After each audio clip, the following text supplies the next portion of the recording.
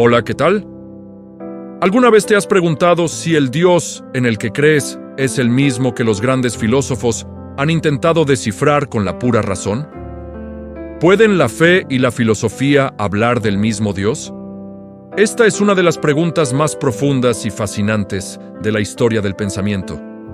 Y hoy vamos a explorarla de la mano de uno de los teólogos más brillantes del siglo XX, Joseph Ratzinger, quien más tarde se convertiría en el Papa Benedicto XVI.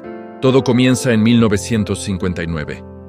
Un joven profesor llamado Joseph Ratzinger presenta su lección inaugural en la Universidad de Bonn. El título de su conferencia es El Dios de la Fe y el Dios de los Filósofos.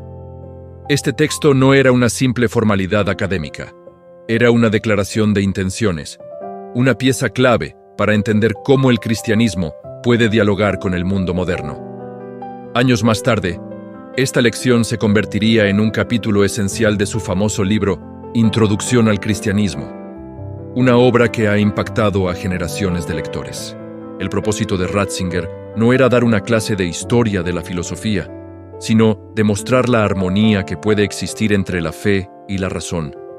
Quería mostrar que no tenemos por qué elegir entre un Dios pensado y un Dios amado, sino que ambos caminos pueden converger en una comprensión mucho más rica y completa.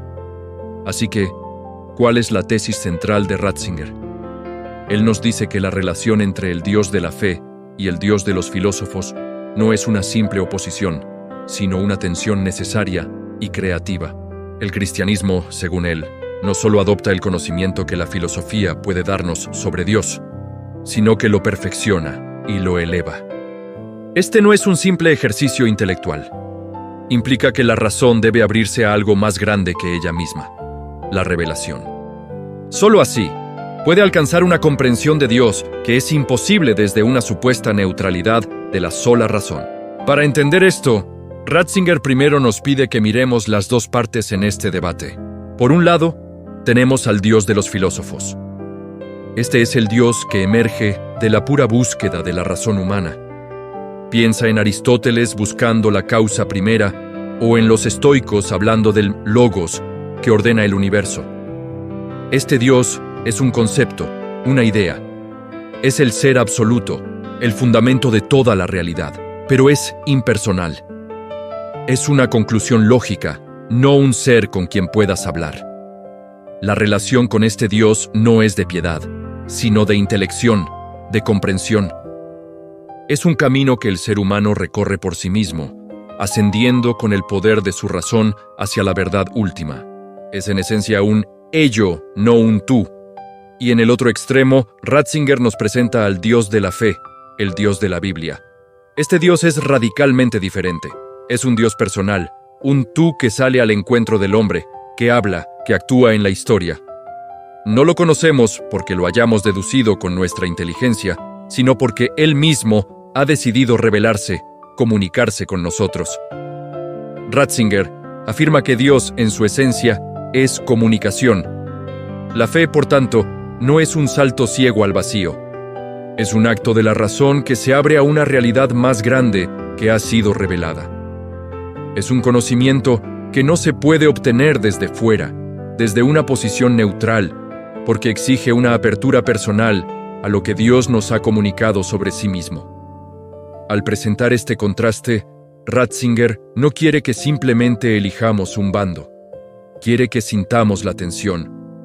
¿Cómo puede ser el mismo un concepto abstracto y un Dios personal con quien se tiene una relación de amor?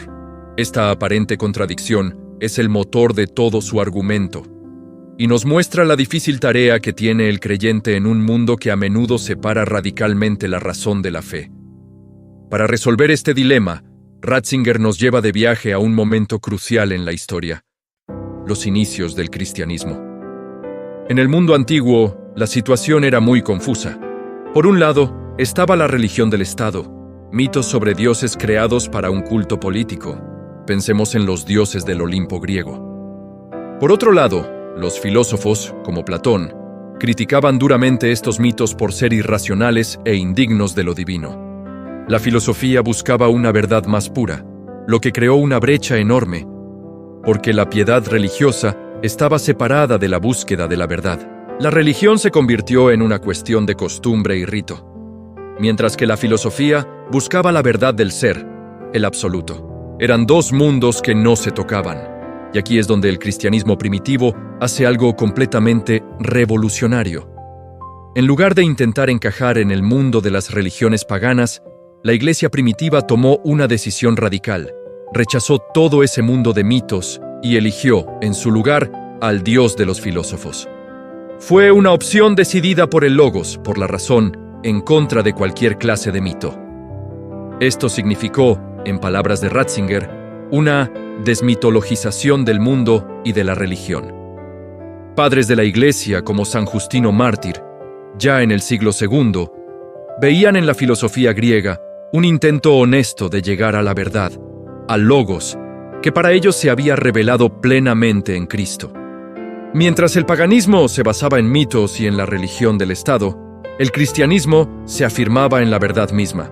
Esta elección no fue un accidente. Definió la identidad del cristianismo como una fe intrínsecamente racional. Al declarar que su Dios era el mismo ser que los filósofos buscaban, el cristianismo se posicionó como la culminación de esa búsqueda. Por eso, para Ratzinger, el Dios de Aristóteles puede ser, en esencia, el mismo Dios de Jesucristo. El cristianismo no se presenta como un mito más, sino como una realidad ontológica que puede ser explorada tanto por la razón como por la fe. Esta idea es fundamental y resuena en muchos de los escritos de Ratzinger, incluido su famoso discurso de Ratisbona. El cristianismo, desde sus inicios, se definió a sí mismo no como una religión más, sino como la verdad que ilumina y perfecciona la razón. Pero, ¿cómo ocurre esta reconciliación? ¿Significa que el Dios de la fe es simplemente el Dios de los filósofos y ya está? No, aquí llega el punto culminante del argumento de Ratzinger. Él sostiene que la fe cristiana no solo adopta el concepto filosófico de Dios, sino que lo consuma, lo lleva a su plenitud. La fe no es un añadido externo a la razón, es la luz que permite a la razón ver la realidad completa. La razón, por sí sola, puede llegar a la conclusión de que existe un ser supremo, un fundamento del universo, pero nunca podría haber imaginado por sí misma que este ser absoluto es también amor, que es un tú que sale a nuestro encuentro, que nos busca, que es una trinidad de personas en completa comunión. Esta es la gran revelación cristiana. El Logos, la razón creadora, no es solo un principio cósmico, sino que tiene un rostro. Se hizo carne en Jesús de Nazaret y nos ha mostrado el rostro de Dios. De repente, el Dios abstracto de los filósofos se convierte en un Dios cercano, un Dios que sufre con nosotros y nos ama hasta el extremo. La fe, entonces, no destruye la razón, sino que la expande. Le muestra un horizonte que ella sola no podría haber descubierto. Para Ratzinger, el conocimiento pleno de Dios no es algo que el hombre consigue por su propio esfuerzo, sino un regalo que se recibe a través de la revelación. Este regalo transforma al ser humano, haciéndolo capaz de conocer y amar a Dios de una manera nueva. El Dios de la fe no anula al Dios de los filósofos, lo llena de contenido, lo hace personal. Lo convierte de un ello en un tú. Es en Jesucristo donde la búsqueda filosófica de la verdad y el anhelo de la fe de un encuentro personal con Dios finalmente se unen. En resumen, Joseph Ratzinger nos ofrece una visión increíblemente optimista. No tenemos que elegir entre pensar y creer.